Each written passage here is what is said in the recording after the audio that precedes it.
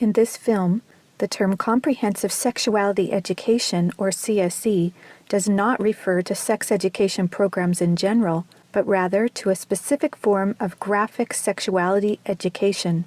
CSE is designed to change the sexual and gender norms of society, promotes high-risk sexual behaviors, and encourages even the youngest of children to experiment sexually.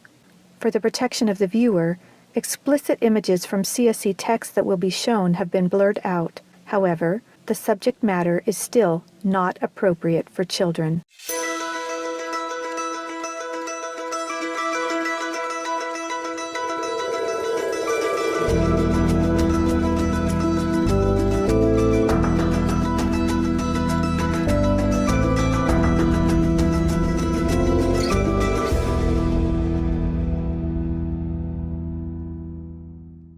This is definitely an attack on healthy family life. It will affect your economy.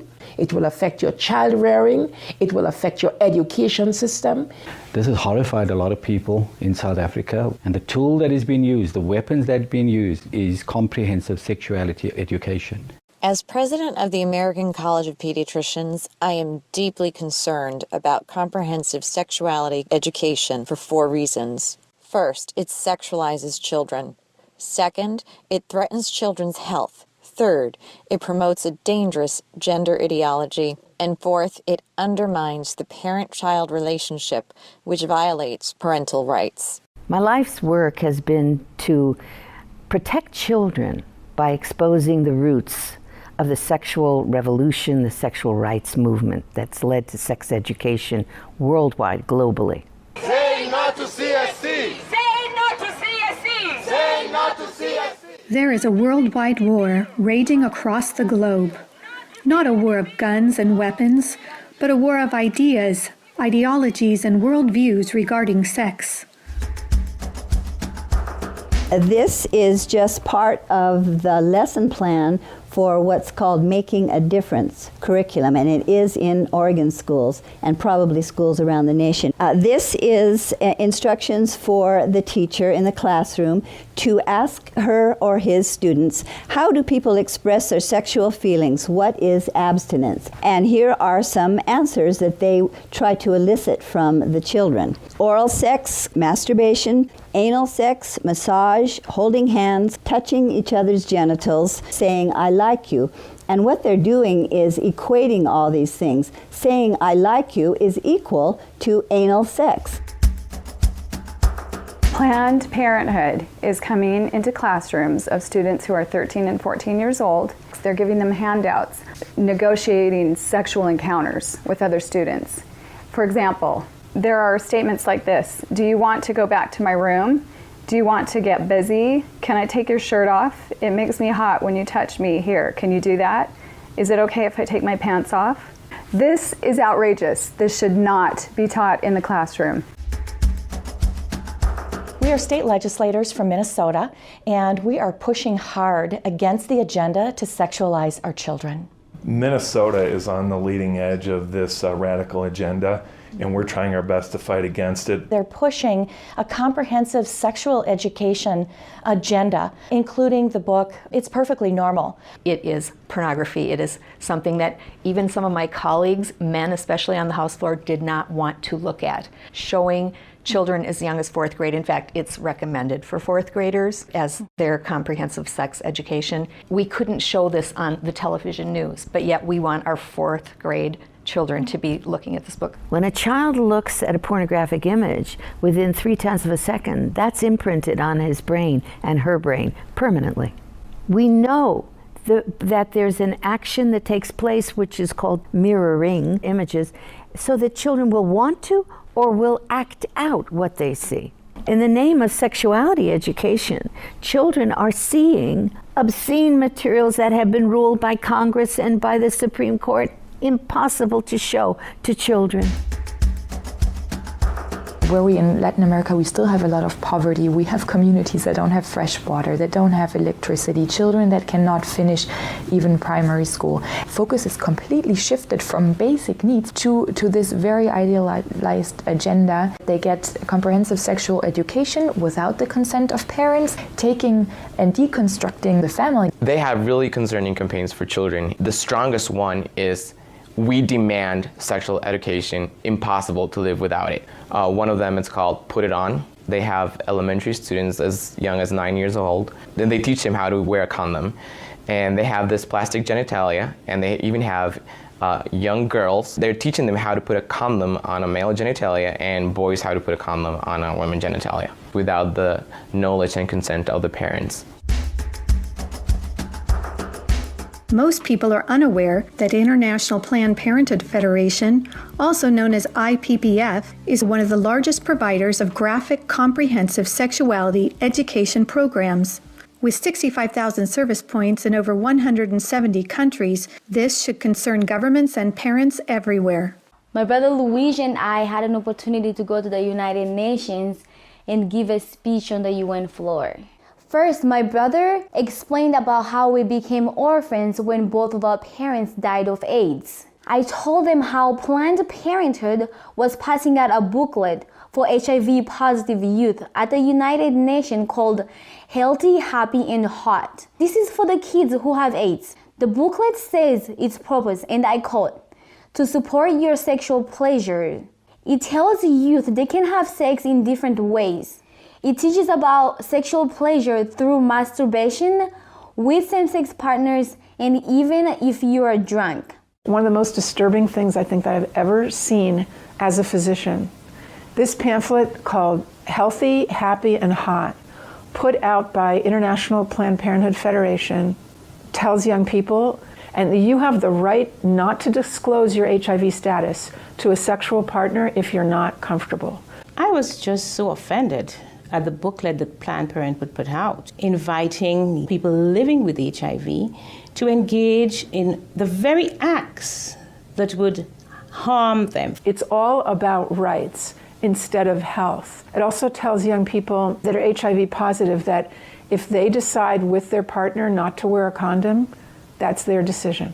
It's just this kind of information. It's so unbelievable to me as a physician. This kind of message was a death sentence to not only both of my parents, but also my brother Rogerio.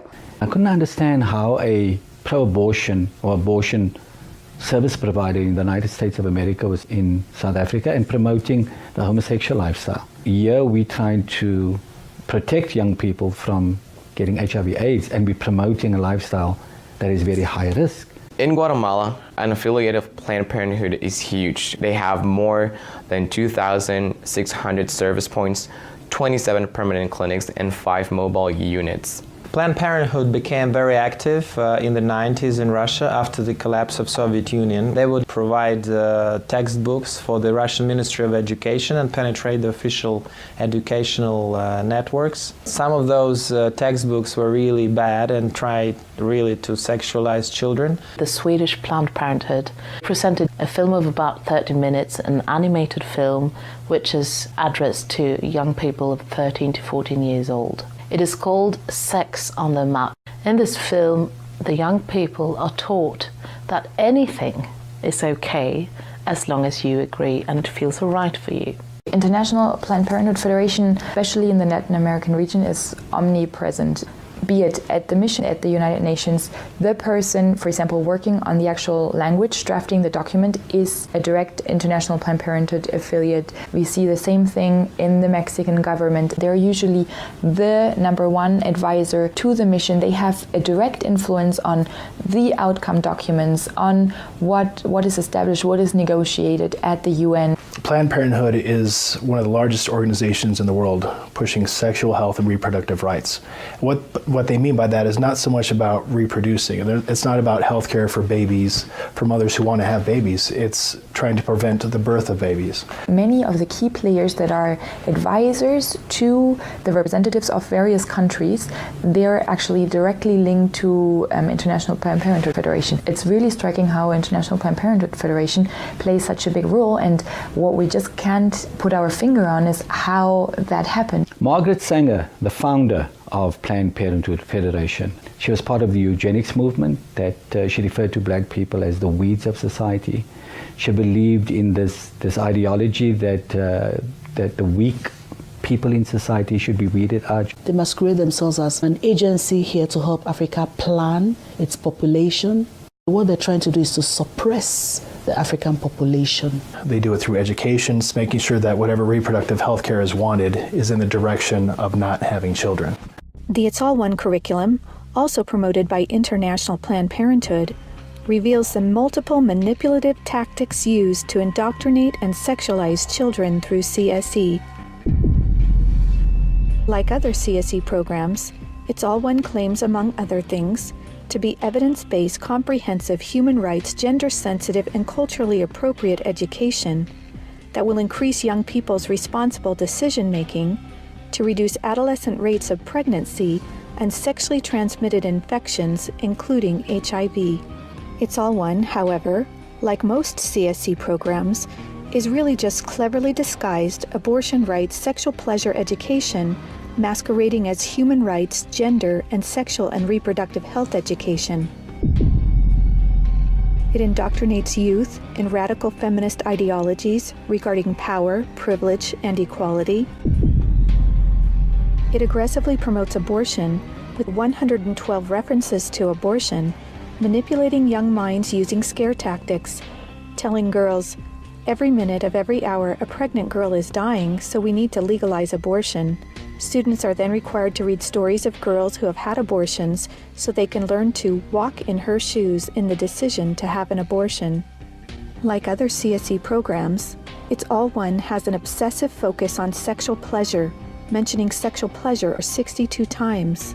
It promotes multiple sex acts, the idea that one sexual practice is not better or worse than another, and instructs children on how to stimulate themselves or their partner to orgasm. Children are also asked to read personal stories about feeling sexually attracted to someone of the same sex. It also helps students identify the skills they need to be able to negotiate comfortable sexual relationships, and claims there is no right age to have sex, and that each person has to determine when he or she feels ready to have sex. To explore their readiness, children fill out a worksheet that infers children are ready to have sex when they are feeling close to the other person, when both of you want to have sex, when you are feeling sexually attracted to the other person, and when you're feeling comfortable about telling the other person what feels good sexually. It teaches that human rights encompass sexual rights, including alleged rights to all persons to sexual expression and the right to seek sexual pleasure. Students are also given a list of problems they can work on or advocate for, such as adolescents don't have access to sexual and reproductive health services, and where abortion is illegal, it is dangerous. It's All One curriculum has been in high demand since it was launched several years ago at the United Nations, with requests coming from more than 150 countries and from every state in the United States. This program has been taught to children across the world.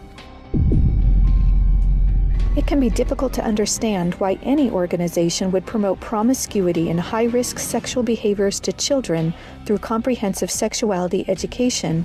However, hooking children on sex is a multi-billion-dollar business for Planned Parenthood and other similar organizations. This is because children, or prospects, once sexualized, become Planned Parenthood customers dependent upon their services, and then are turned into peer advocates or educators, recruiting other young people as peer educators to generate even more customers for Planned Parenthood. Some of the lucrative, youth-friendly services Planned Parenthood and their partners provide include sexual and reproductive health counseling, contraceptive counseling, including emergency contraception, abortion services, sexually transmitted infections, including HIV prevention, treatment, and counseling, and now they even provide transgender hormone services. Planned Parenthood aggressively and quite successfully lobbies governments and the United Nations for millions of dollars annually to fund their multiple services and programs, including CSE. Some of their top executives receive high six-figure salaries, yet most governments are completely unaware of their true sexual agenda. Just looking into the next years in the context of the Sustainable Development Goals, that determines the agenda for the next 15 years. The voice is very, very biased. It's just International Planned Parenthood Federation and their affiliates who actually make the suggestions. The United Nations is also aggressively pushing CSE for children worldwide. A prime example of this is the International Guidelines on Sexuality Education, published by UNESCO in cooperation with UNFPA. Some of the objectives of the UNESCO Sexuality Education Guidelines include teaching children, among other things, at age 5, that masturbation is not harmful, at age 9, about sexual stimulation and the definition and function of orgasm, at age 12, about respect for different sexual orientations and gender identities, and at age 15, that both men and women can receive sexual pleasure with a partner of the same or opposite sex. When I got to the UN behind closed doors, I was really shocked. Comprehensive sexuality education, which was being pushed at us, really meant encouraging children to experiment sexually. The comprehensive sexuality education is presented as a silver bullet that would solve all the problems. It's seen as the index to economic growth, as a solution to poverty, as a solution to everything. Even more disturbing are the World Health Organization standards for sexuality education in Europe. These standards actually suggest that children ages 0 to 4 should be given information about enjoyment and pleasure when touching one's body parts or masturbation, and given the right to explore their gender identities. For ages 4 to 6, children should be taught about same-sex relationships and respect for different norms regarding sexuality. For ages 9 to 12, the differences between gender identity and biological sex, and about their sexual rights as defined by International Planned Parenthood Federation. And finally, for ages 15 and up, children should learn to celebrate sexual differences, about violations of their sexual rights, and their alleged right to abortion. The UN's Children's Agency, UNICEF, also promotes comprehensive sexuality education, and as far back as 1999, UNICEF was also found to be promoting the sexual pleasure agenda. For example, on page 89 of a UNICEF-published Sexual and Reproductive Health Manual for Pregnant Teens in Mexico, UNICEF listed situations in which one can obtain sexual pleasure that included sexual responses directed towards inanimate objects, animals, minors, and non-consenting persons. The way they're doing this is to actually penetrate our schools. And so once it changes at the policy level, then we'll probably have no control over what is taught in the schools and who teaches it. An online CSE program for African youth called The World Starts With Me tells children that sexuality includes French kissing, oral sex, and masturbation. It then tells them it's their own choice if they want to lose their virginity. It shows children pictures of naked girls and boys in various stages of development, and then asks them to point out differences in their private parts. Parents likely will never know, as it is all done online away from home. This program has been found in Kenya, Uganda, Ethiopia, and Ghana, and is probably in many other African countries. We have had several high-level visits to Jamaica and the Caribbean from Prime Minister David Cameron of the UK, from the Secretary General of the UN Ban Ki-moon, and from President Barack Obama. This is about pressuring the Caribbean to accept the sexual rights campaign. Letters have been written, try to get the Nigerian delegation to actually yield in matters of comprehensive sexuality education. The UN is for all countries, great and small. As such, it should not be used as a platform to advocate tendencies, ideologies, or ways of life that are at variance with its core principles and mandates. Many times we're cornered by other delegations seeking to impose a radical sexual agenda. we were confronted with a text that was replete with controversial issues, extremely divisive in nature. The Nigerian government was actually told by the Western countries that if they do not give in, that they will be denied foreign aid. Let me express serious concerns regarding UNFPA's attempt to discredit the government of Nauru and its permanent mission to the United Nations during these negotiations. UNFPA has tried to convince my country to change our positions on issues such as reproductive rights and comprehensive sexuality education. Harassing my capital or going through UNFPA's regional office in the Pacific will not change my country's position. Madam Chair, does the UNFPA think it can do this because Nauru is the smallest member state of the United Nations? The interests of organizations like UNFPA and IPPF is to get parents out of the picture and to radicalize and sexualize children. At the UN, if parental rights is being proposed in a document, it's thrown out. A report by the United Nations Special Rapporteur on the Right to Education, issued to the UN General Assembly, claimed that children have a right to comprehensive sexuality education, aimed, among other things, at abolishing guilt feelings about eroticism, and that will teach about the importance of sexual diversity. In comprehensive sexuality education, the approach is to celebrate sexual freedom or sexual license, to celebrate experimenting from a medical perspective. When sexual freedom is the priority, then sexual health is going to suffer. You just can't have it both ways. If a sexual education program is teaching a child or leading a child towards multiple sexual relations, early introduction to sexual intercourse, it is, by the data, a public form of sexual abuse. Out-of-wedlock births are going to skyrocket. They're going to have many more abortions. They're going to have much more STDs. The probability of depressions and anxiety directly out of matters sexual increase very significantly. So our country had a secret visit from the U.S. Special Envoy for LGBT rights, Mr. Randy Berry. He was accompanied by the senior LGBT coordinator for USAID, Mr. Todd Larkin, to try and see what the Jamaican climate was regarding sexual rights and how they could influence change. We were able to notify the public about this visit and to send a very clear message to the U.S. government that Jamaica will not be pressured into changing our values and our culture that protects the family. The Center for Disease Control, in their own research, shared information that 2% of the population of the US are men who have sex with men. And of that 2%, they account for 68% of the HIV infection. And the government of the United States spends $12 billion annually just to take care of that. I actually had to say to them that Jamaica cannot afford to spend that kind of money.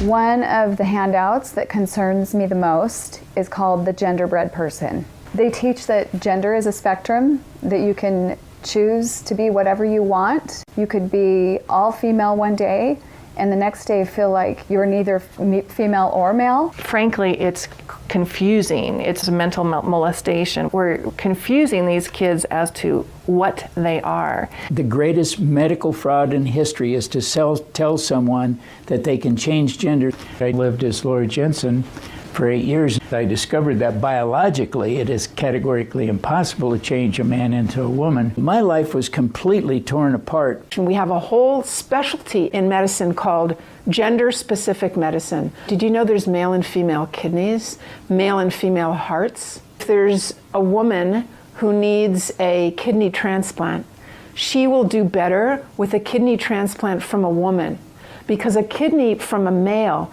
every cell in that kidney is going to have a Y chromosome. When we prescribe medications now, is this patient male or female? Because the reaction to the medication may differ.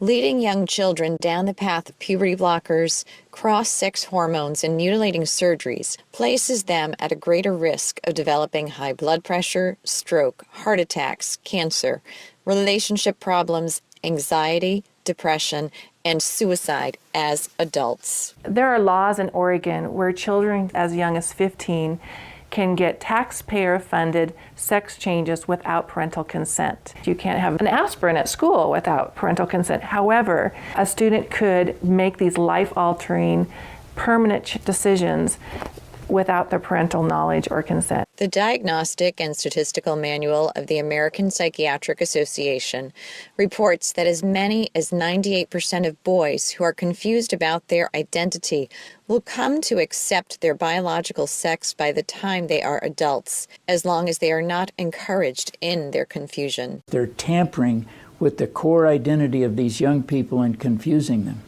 This is the enemy of my children and my grandchildren. And it's digging down into the core of being male and female, of our identity as persons, of our family life, of our children. The Minnesota State High School League created policy in sports which broke down the barriers of what gender identity actually is. They are no longer allowed to tell students you can or you cannot use a particular bathroom. The girls in the school that would actually try sometimes to go into the bathrooms just to get away from a boy, but now that's no longer possible because these boys can follow them right in. Comprehensive sexuality education programs are disguised under many names. They may be called comprehensive sex or sexual education, education on human sexuality, reproductive health education, information on sexual and reproductive health, family life education, teen pregnancy prevention, rape prevention, anti-bullying programs, HIV/AIDS prevention, and sometimes even abstinence or abstinence plus education. CSE programs usually falsely claim to be age-appropriate, evidence-based, healthy sexuality education that will prevent teen pregnancy, sexual abuse, STDs, and HIV. This is to help people, young people, avoid the dangers of HIV/AIDS in South Africa. And they were telling them how they could have non-penetrative sex, oral sex, experimenting. So how is this helping people to avoid HIV/AIDS? This pamphlet, or zine as they call it, is called Dry Humping Saves Lives. This means abstinence. So they suggest that children masturbate or masturbate in front of a mirror or in front of one another. Anal sex, oral sex, grinding, sleeping together, caressing, sexting. They suggest sexting, which would be getting your groove on, fluid-free, and again, this is abstinence to them, so they're actually encouraging sexual experience for children and calling it abstinence. Sexual rights, sexual education movements began with Dr. Alfred C. Kinsey. He was a professor at Indiana University. His book, Sexual Behavior in the Human Male, purported to say that everyone in the world was engaged in massive sexual promiscuity, that it was a global pattern of sexual behavior. Kinsey claimed that the research published in his book proved that children are sexual from birth, that children could engage in sex with no downside, no problem at all. Kinsey actually had pedophiles measure with a stopwatch how many children could achieve what he called orgasms within a 24-hour period. In his book, Kinsey defines orgasm for these children as fainting, as having convulsions, as screaming, as fighting to get away from the partner, what he called the partner. Kinsey documented the sexual abuse of children. Table 34 documents the sexual abuse by pedophiles of children from 5 months of age to 13 years, 317 children in that one table alone. The so-called research then, exploitation of these children, became the philosophies behind the entire structure of modern sexual education globally. Today, comprehensive sexuality education is based on this philosophy that children are sexual from birth, created by Kinsey. 3 main organizations that promote Kinsey's harmful sexual philosophies are the Kinsey Institute, Planned Parenthood, and the Sexuality Information and Education Council of the United States, also known as SIECUS. In fact, Mary Calderon, the main founder of SIECUS, was the former medical director for Planned Parenthood, and a former Kinsey Institute director, Wardell Pomeroy, was also a founding board member of SIECUS. These three organizations are all accredited by the United Nations and use their UN status to promote Kinsey-based sexuality education to children across the world. Say no to CSC! Say no to CSC! Say no to CSC! Say no to CSC!